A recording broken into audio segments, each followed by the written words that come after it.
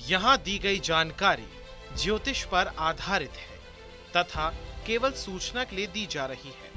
TV9 digital इसकी पुष्टि नहीं करता है। यहाँ बताए गए किसी भी उपाय को करने से पहले संबंधित विषय के एक्सपर्ट से निजी तौर पर सलाह अवश्य लें।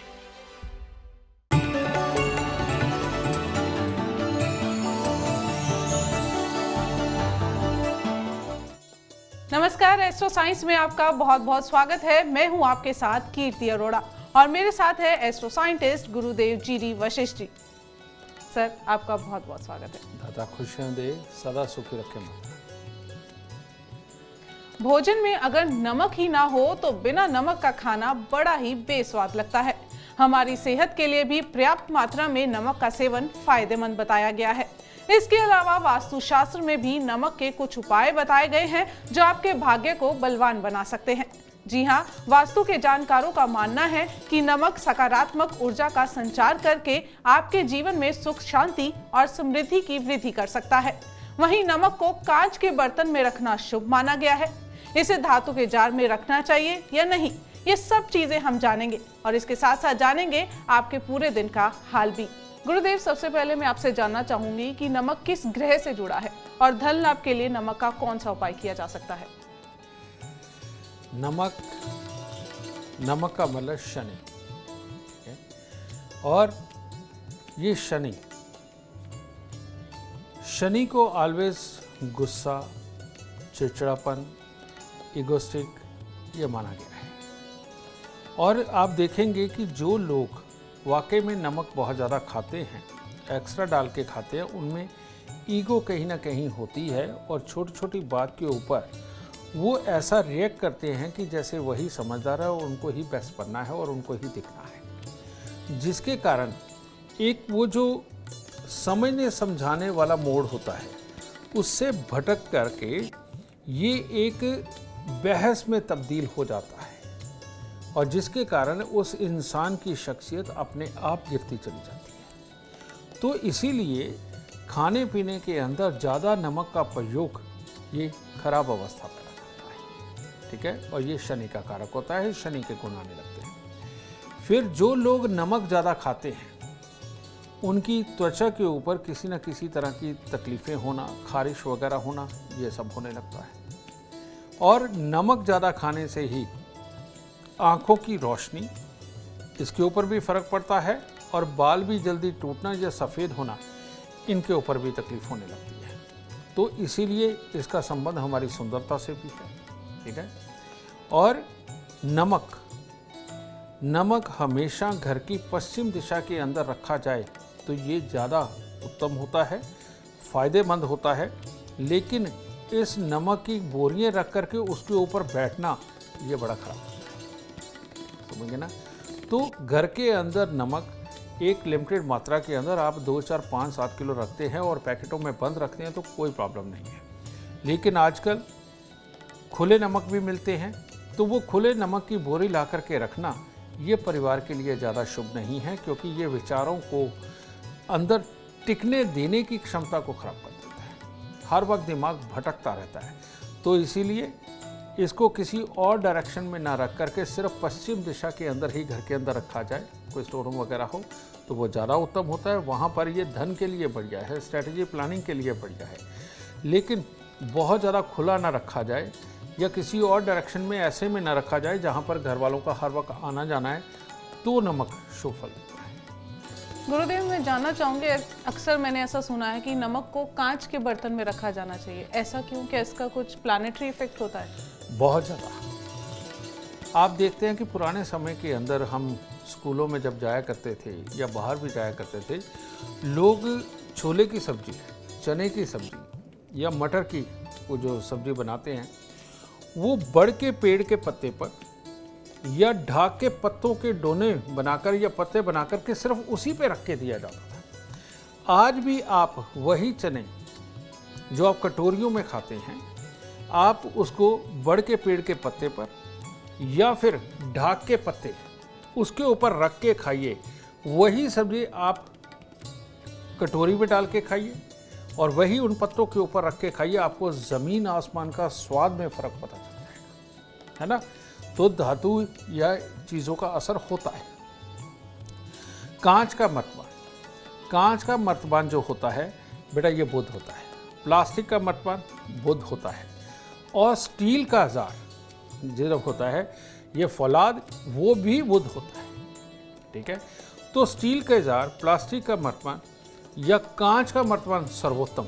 ठीक है, इसके अंदर नमक रखने से जितनी तरह के अचार हैं वो सब कांच और चीनी के मर्तबान में ही डाले जाते हैं, रखे जाते, खराब नहीं होता।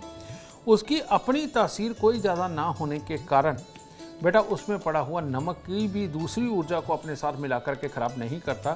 तो इसीलिए हमेशा नमक रखने के लिए कांच का मर्तबान ये सर्वोत्तम माना गया है, उससे नीचे स्टील माना गया है, और उससे नीचे जो नुकसान भी करता है प्लास्टिक, क्योंकि वो अपने कण छोड़ देता है। ठीक है, तो इसीलिए प्लास्टिक के मर्तबान को अगर हो सके तो अवॉइड करें, लेकिन थोड़े दिन के लिए रखना है, छाँव में रखना है तो चल सकता है। तो सबसे उत्तम धातु बुध की धातु, ये कांच और स्टील ये बुध माना जाता है। बुध और शनि आपस में मित्र हैं, और इसीलिए मित्र मित्र की धातु में रहेगा या वस्तु में रहेगा तो वो कभी नुकसानदेह नहीं होगा। इसलिए कांच और स्टील के मर्तबान के अंदर नमक रखना चाहिए। बिल्कुल, इन बातों का ध्यान रखें। और चर्चा को आगे बढ़ाते हुए बात करेंगे सबसे पहले मेष, वृषभ और मिथुन राशि वालों की।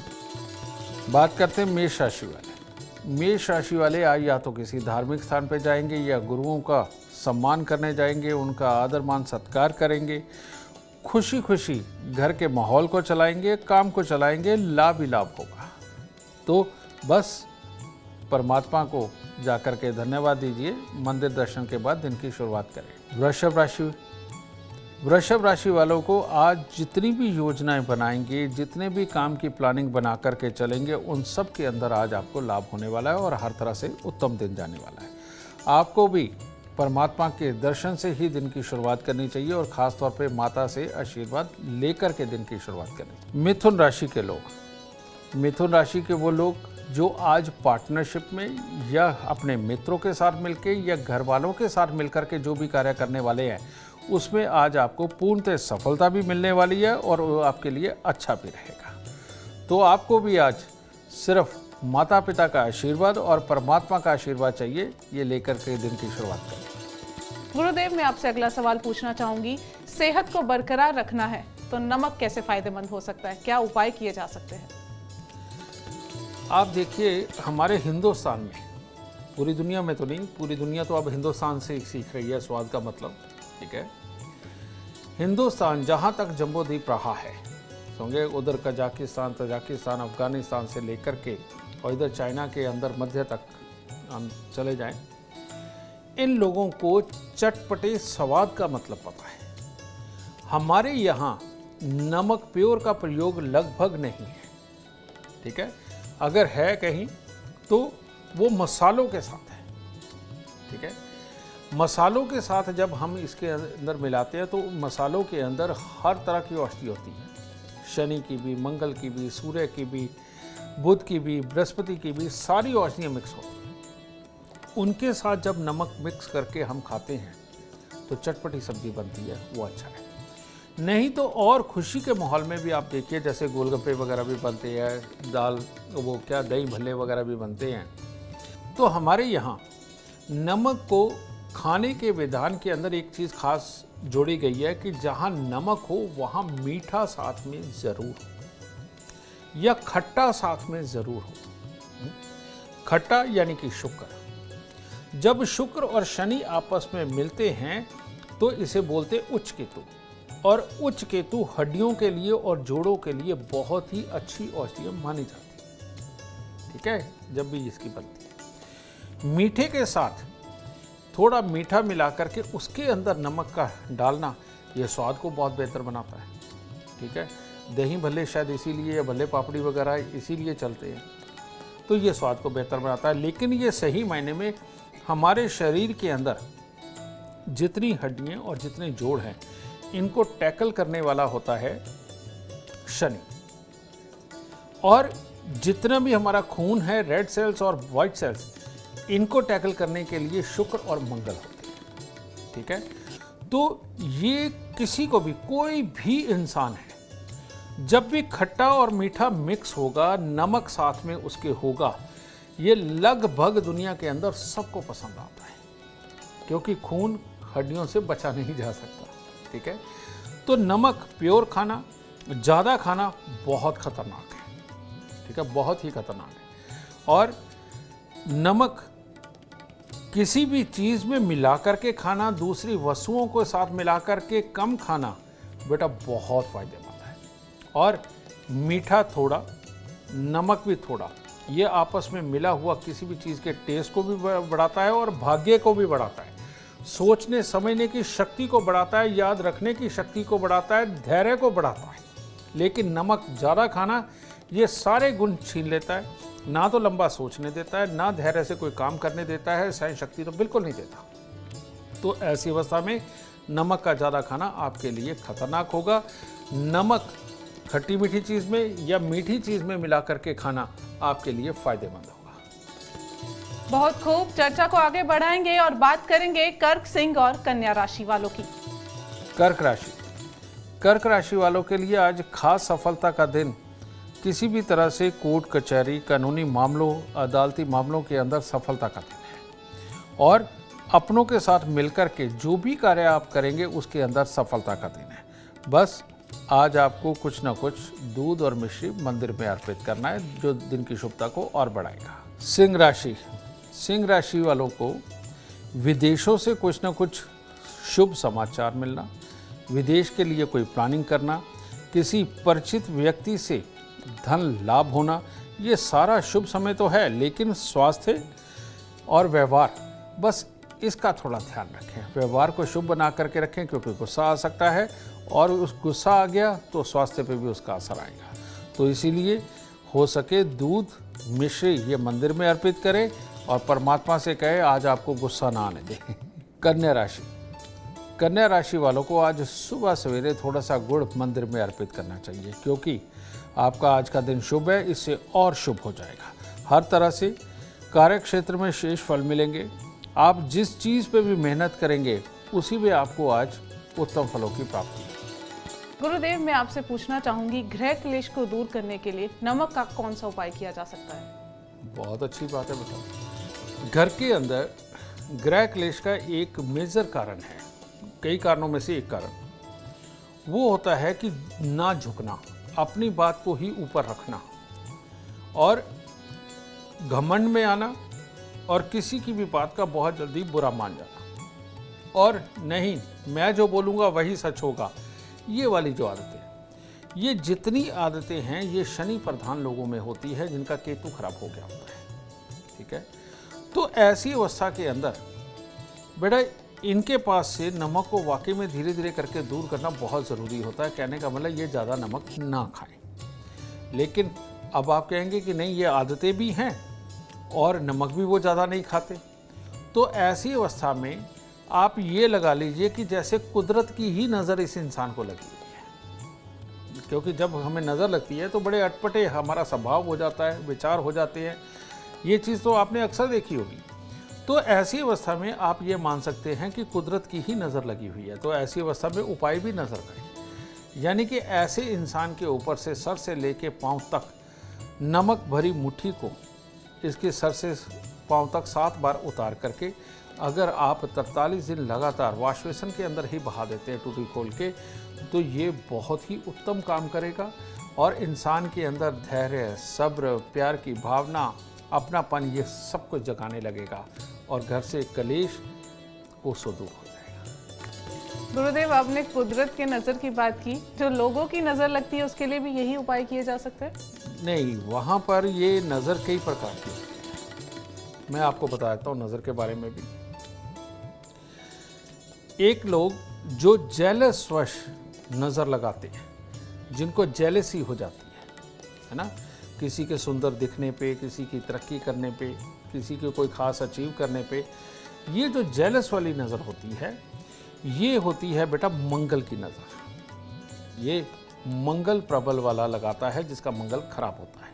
ठीक है, फिर दूसरी होती है शनि की नज़र। शनि की नज़र में क्या होता है, वो जेलस भी नहीं होता, वो अपने आप में कमियां निकालने लगता है ऐसा इंसान, ठीक है।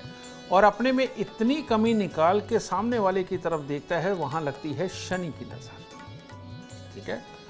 और तीसरी नज़र होती है बुध की नज़र। बुध की नज़र ये कि आदमी सामने वाले के हालात को देख करके अपने हालात को देखने लगता है और तोलने लगता है, कंपैरिजन करने लगता है उसके साथ अपना, और साथ में वो अपने माहौल के अंदर वो कमियां निकालने लगता है कि वो क्यों नहीं कामयाब हो रहा, और हतोत्साही हो जाना।